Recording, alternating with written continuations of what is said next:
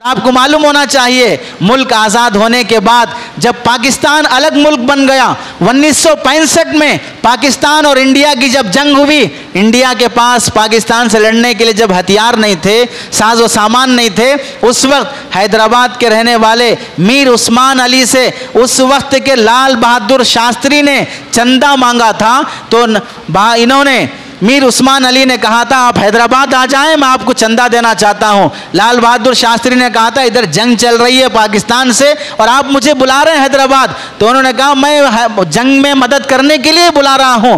आज भी आप गूगल पे सर्च कर लीजिए लाल बहादुर शास्त्री और मीर उस्मान अली की मुलाकात की तस्वीर, जो उन्होंने बेगमपेट के एयरपोर्ट पर मुलाकात करते हुए किसी राइटर ने वो तस्वीर ली थी, वो तस्वीर अभी भी मौजूद है। आने के बाद मीर उस्मान अली ने पड़ोस मुल्क पाकिस्तान से लड़ने के लिए, किसका मुल्क है वो, मुसलमानों ने बना लिया अपना मुल्क, लेकिन उससे लड़ने के लिए कौन पैसे दे रहा है, मीर उस्मान अली मुसलमान।